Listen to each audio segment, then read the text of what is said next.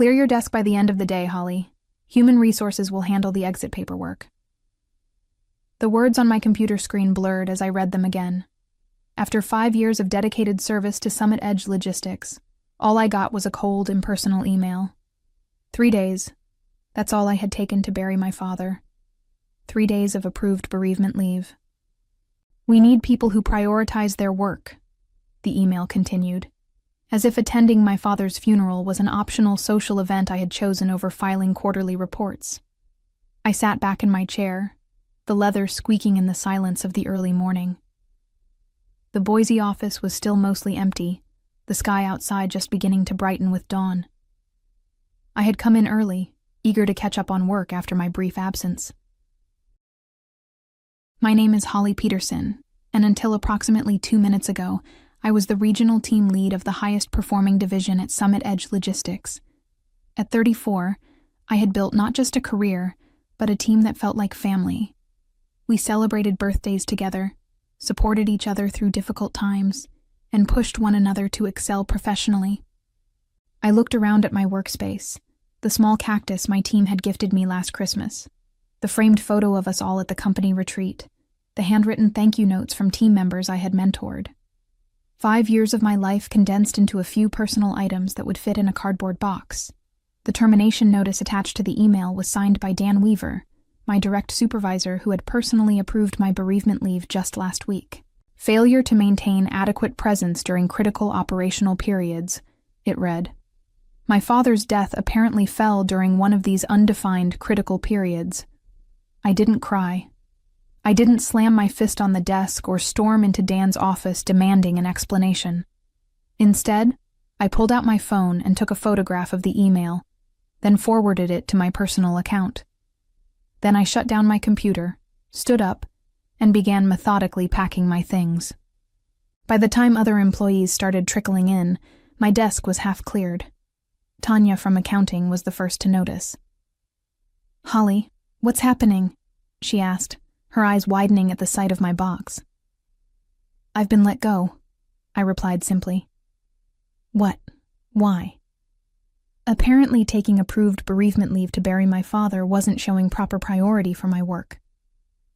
Tanya's face transformed from confusion to outrage. "That's not right. Have you talked to Paula? The regional manager should know about this." "No," I said, carefully wrapping my cactus in newspaper. "I'm not going to fight it, but I won't forget it either." When you work closely with people for years, you learn to read their expressions. As I continued packing, more of my team members arrived. Jason was the first of my direct reports to hear the news, his usual cheerful grin vanishing instantly. "This is bull," he started, but I cut him off with a small shake of my head. "It's done, Jason. Dan made his decision. But we just finished the Newbrook merger last month. Profits are up 18% this quarter because of your planning." I smiled sadly. Apparently that wasn't enough. By 9:30, all 7 of my core team members had gathered around my desk in silent solidarity. Ethan, our logistics specialist who rarely showed emotion, looked like he might punch a wall. Veronica, our client relations manager, was openly crying. Behind them stood Michael, Luis, Diane, Gabriella, and Kayla, each with expressions ranging from disbelief to fury. "You can't leave," Veronica insisted.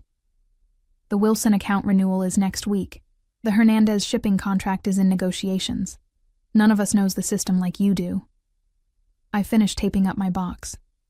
Dan should have thought of that before he fired me for attending my father's funeral. The severity of what I'd just said hung in the air. My father, gone just a week ago. The funeral soil still fresh.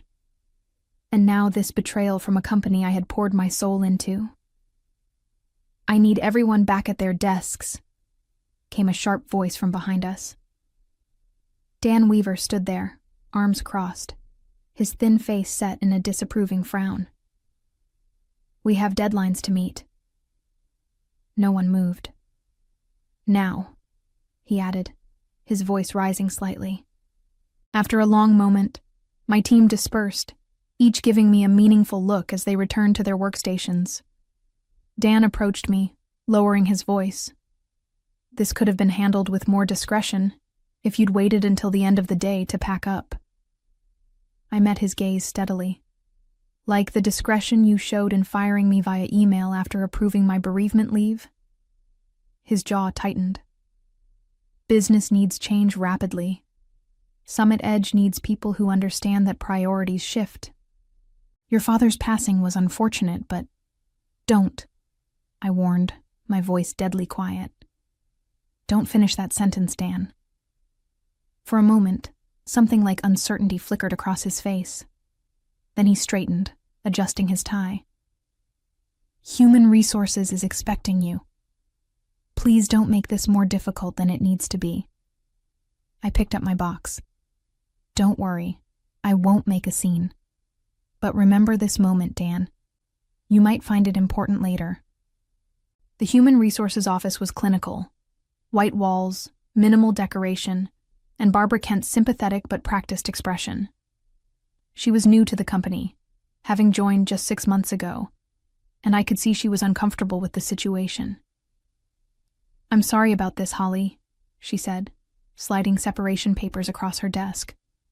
"And I'm very sorry about your father." "Thank you," I replied, scanning the documents. Standard severance, 2 weeks' pay, a non-disparagement clause. A reminder of my non-compete agreement, which prohibited me from working for direct competitors for 6 months. "Is there anything I should know about why this happened?" Barbara asked cautiously. "This seems abrupt." I debated how much to share, then decided on the truth. I pulled out my phone and showed her the email. 3 days of approved bereavement leave, and I'm fired for not prioritizing work. Barbara's professional demeanor slipped, her eyes widening. "This is the actual termination notice? Just an email? No performance improvement plan? No documented warnings?" "No, nothing." She frowned, making a note on her legal pad. "I need to verify some things with the legal department. Would you excuse me for a moment?" While Barbara stepped out, I gazed through the window. From this floor, I could see the Boise River winding through the city. My father had loved fishing that river. He'd taught me patience there, standing in waders as the current rushed past our knees. "The river moves, Holly girl," he'd say, "but the rocks stay steady. Be like the rocks." Barbara returned 20 minutes later, her expression carefully neutral, but her tight smile told me everything. Nothing would change. "Unfortunately, Idaho is an at-will employment state," she began. "The company is within its rights to—" "I understand," I interrupted, signing the documents without further argument. "Summit Edge can do whatever it wants, just like I can." She hesitated, then lowered her voice. "Off the record. This isn't right. If you wanted to pursue action—" "I don't," I said firmly. "But thank you." As I walked through the main office toward the exit, I felt eyes following me. My team watched silently, their faces somber.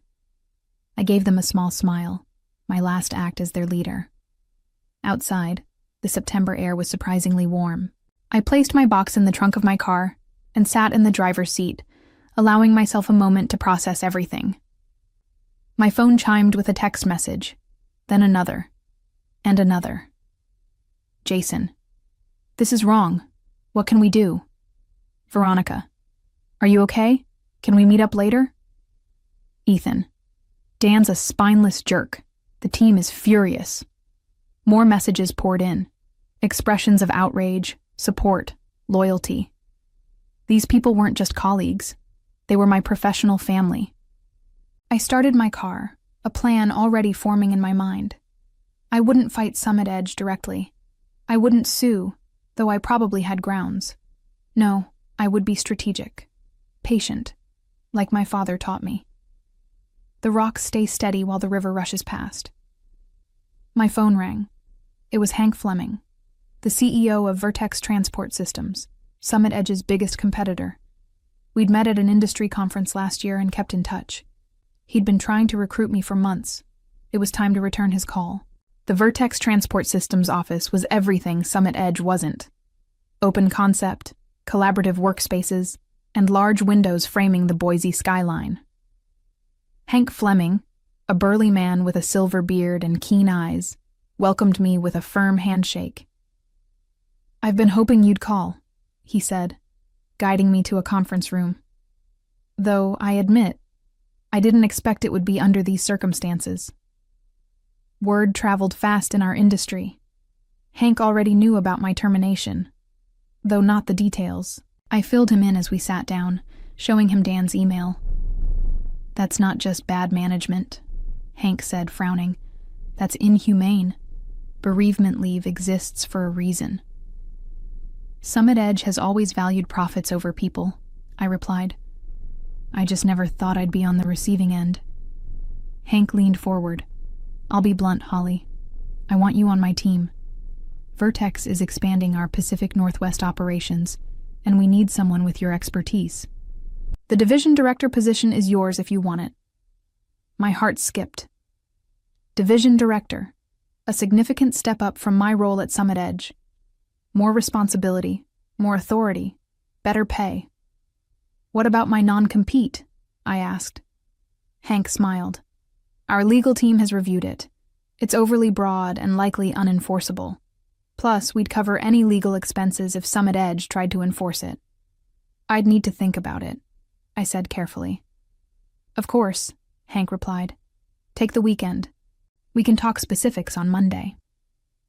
That evening, I met Veronica and Jason at Riverfront Brewing, a small pub away from downtown where we wouldn't likely run into other Summit Edge employees. They arrived together, their expressions a mix of anger and concern. "How are you holding up?" Veronica asked, sliding into the booth. "I'm all right," I assured them. "It's been a challenging couple of weeks, but I'll land on my feet." Jason snorted. "Dan's a fool. The office is in chaos already. Nobody knows where the Henderson proposal files are stored, and the system access you had hasn't been transferred to anyone else." "That sounds like a Dan problem," I replied, taking a sip of my water. Veronica leaned forward. "It's more than that. Everyone's talking, not just our team. People are furious about how you were treated." I hadn't expected that. "Really?" "You were respected, Holly," Jason said. "Not just by us. The way Dan handled this. People are scared now. If they do this to you, their star team lead, what would they do to anyone else?" Veronica nodded. "Paula's been asking questions. The regional manager looks worried." "Good," I said simply. As we talked, more texts arrived from other team members. Similar stories of disorganization, frustration, and anger at management. Summit Edge was feeling my absence already. "What will you do now?" Jason asked. I hesitated. "I've had an offer from Vertex." Their eyes widened. "But my non-compete—" "Those aren't always enforceable," Veronica said quickly. She worked with contracts daily and knew the legalities, especially if they fired you without cause. That's what Vertex's legal team said, but it's still a risk. Jason's phone buzzed. He checked it and frowned. "Dan's calling an emergency meeting tomorrow morning. Saturday. He's never done that before." "The Wilson account review is due Monday," Veronica explained to me. "Nobody can find your analysis files." I smiled slightly. Those files were properly stored on the company server, but my particular organizational system wasn't immediately obvious to others. I hadn't anticipated this would become an issue, but I couldn't deny feeling a flicker of satisfaction. "I should get going," I said, gathering my purse. "Early appointment tomorrow." As I stood to leave, Jason caught my eye. "Holly, if you did go to Vertex, hypothetically speaking, would they be hiring?" I paused, studying their faces. "Hypothetically, yes, they're expanding rapidly." The look that passed between Jason and Veronica told me everything. Saturday morning, I met with Vincent Torres, an employment lawyer recommended by a friend. His office was small but elegant, with diplomas from prestigious universities adorning the walls. I explained my situation, showing him the email and termination notice. "This is textbook wrongful termination," Vincent said, removing his glasses. Firing someone for taking approved bereavement leave could be argued as both a breach of contract and a violation of good faith. "I'm not interested in suing," I clarified. "I just want to understand my options regarding my non-compete agreement." Vincent reviewed the document carefully. "This is overly restrictive. 6 months prohibition on working for competitors within a 300-mile radius? That's essentially telling you to leave the industry or relocate." "Is it enforceable?" I asked. "In Idaho? It's questionable, especially given the circumstances of your termination. Courts typically won't enforce non-competes when the employer acts in bad faith." He leaned back in his chair. "What's your plan, Holly?" "Vertex Transport Systems has offered me a position. Better title, better pay." Vincent nodded. "Summit Edge would have to prove that you're causing them actual harm by working there. Given that they terminated you, that's a difficult argument to make." He scribbled some notes. "I'd say proceed with caution, but don't let this non-compete prevent you from earning a living." Over the weekend, my phone continued buzzing with messages from my former team. The emergency Saturday meeting had apparently been tense. Dan was pressuring everyone to take on additional responsibilities to cover my absence, with no extra compensation. The Wilson account files had been located, but nobody fully understood my analysis methodology. By Sunday evening, I had made my decision. Monday morning, I called Hank Fleming. "I accept your offer," I told him, "but I have one condition." "Name it," Hank replied. "I want to build my own team. If my former colleagues from Summit Edge apply to Vertex, I want them to receive fair consideration." "Absolutely," Hank agreed. "If they're half as talented as you, we'd be lucky to have them." That afternoon, I signed my contract with Vertex, Division Director of Pacific Northwest Operations. The salary was 40% higher than what I'd been making at Summit Edge, with better benefits and a sign-on bonus. As I left Vertex's offices, I checked my phone to find 7 new messages, one from each core member of my former team. They all wanted to meet for coffee. Privately. Tuesday morning, I sat at a quiet corner table in a small coffee shop downtown, waiting. Jason arrived first, then Veronica. One by one, Ethan, Luis, Diane, Gabriella, and Kayla joined us until we filled 2 tables pulled together. "Summit Edge is imploding," Ethan said without preamble. "Dan's micromanaging everyone, Paul is breathing down his neck, and clients are asking questions." "The Wilson account is threatening to pull out," Veronica added. "They wanted to know why you weren't handling their renewal." I sipped my coffee, listening as each shared similar stories of chaos and frustration. "We heard you've accepted a position at Vertex," Jason finally said. The others grew quiet, watching me intently. "News travels fast," I observed. "We want to come with you," Veronica stated firmly. The others nodded in agreement. I studied their faces. "You all have good positions at Summit Edge, secure jobs. Are you sure you want to risk that?" "What security?" Luis asked bitterly.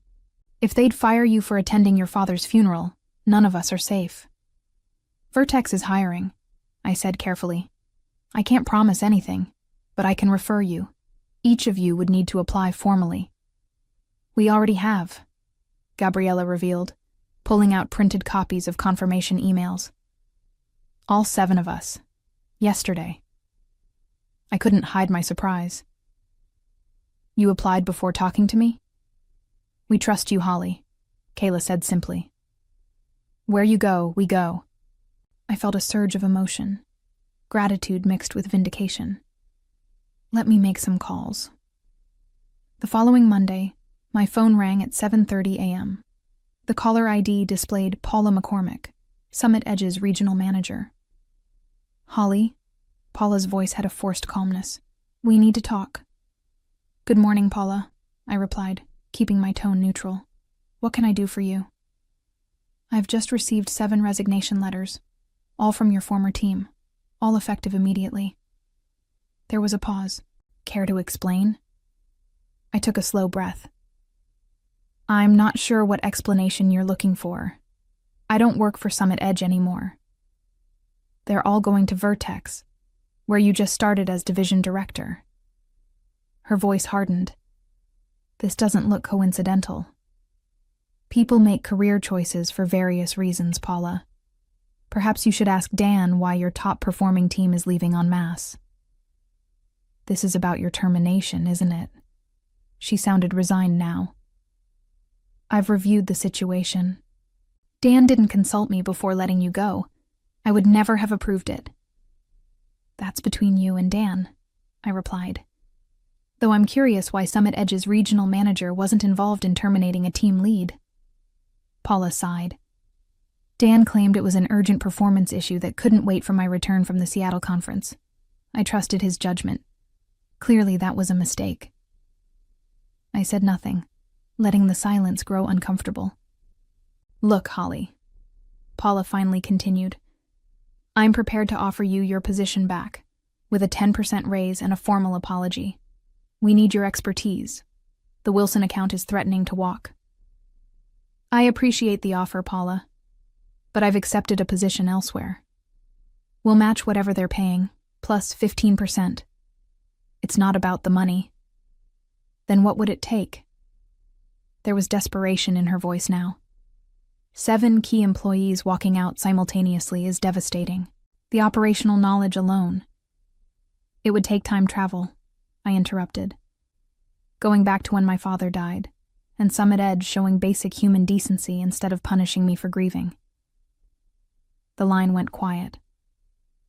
I need to go, Paula. I start my new position today, and I don't want to be late. Your non-compete, she began. Feel free to have your legal team contact mine, I replied evenly. Though they might want to review the circumstances of my termination first. After hanging up, I drove to Vertex's offices, arriving early to prepare for the day. Hank met me in the lobby, beaming.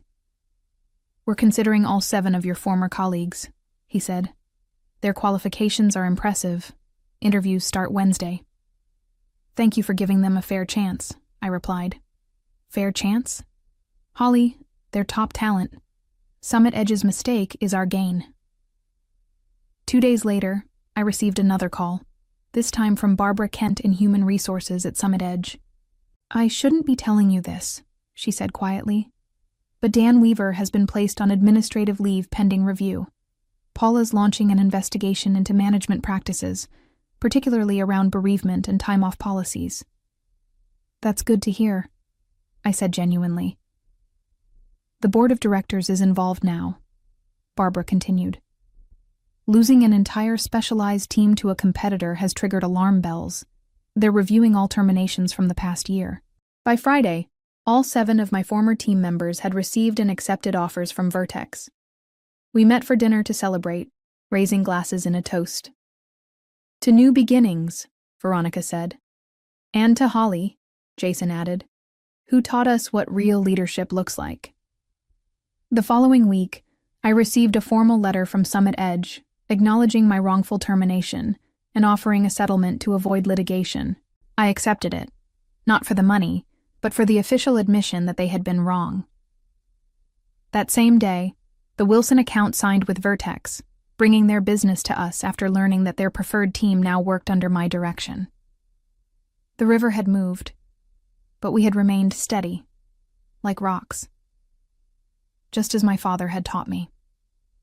3 months later, I stood at the front of Vertex's largest conference room, presenting our quarterly results to the executive team.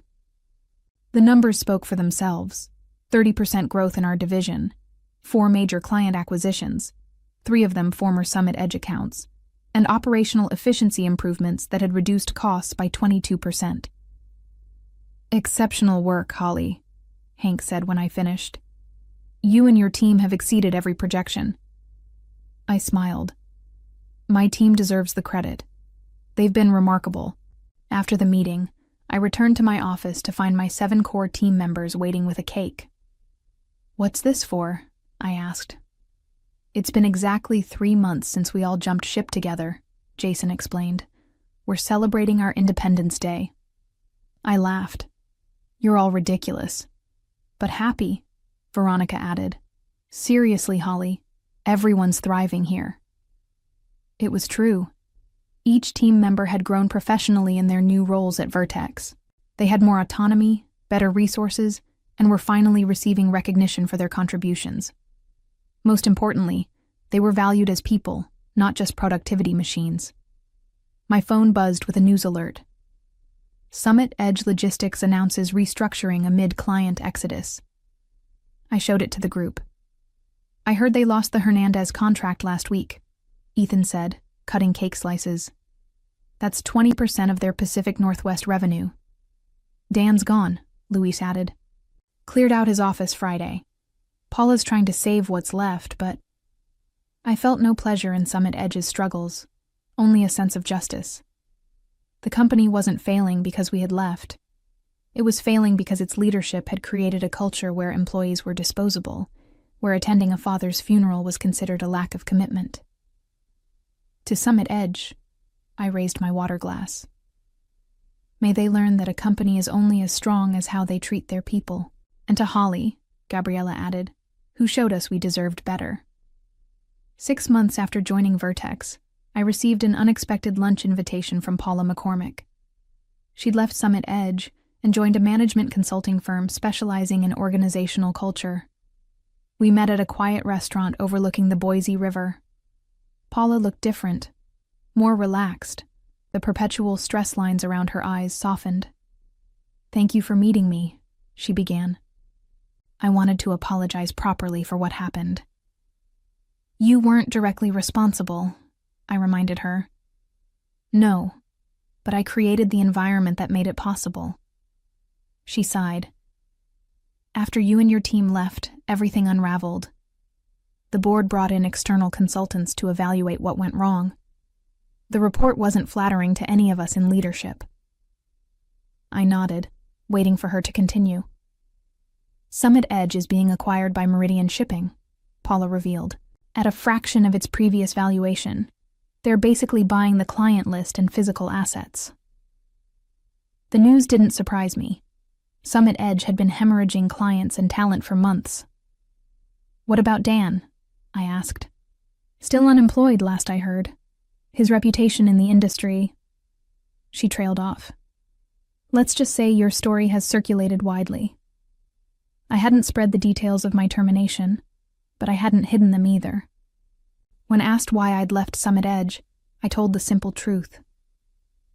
I've learned a valuable lesson from all this, Paula continued. Now I'm helping other companies avoid the same mistakes. As we finished lunch, Paula asked the question I sensed had been on her mind all along. Was it worth it? Walking away quietly instead of fighting? I thought about my team at Vertex, thriving, motivated, and treated with respect. I thought about the clients who had followed us, who now received better service. I thought about my father, who had taught me that sometimes the strongest response isn't the loudest. Yes, I replied simply. The results speak for themselves. 1 year after that fateful email that had changed the course of my career, Vertex named me Executive Vice President of Operations for the entire Northwest region. My division had become the company's crown jewel, efficient, innovative, and boasting the highest employee satisfaction scores in the organization. Each of my 7 team members had been promoted as well. Jason now led his own division.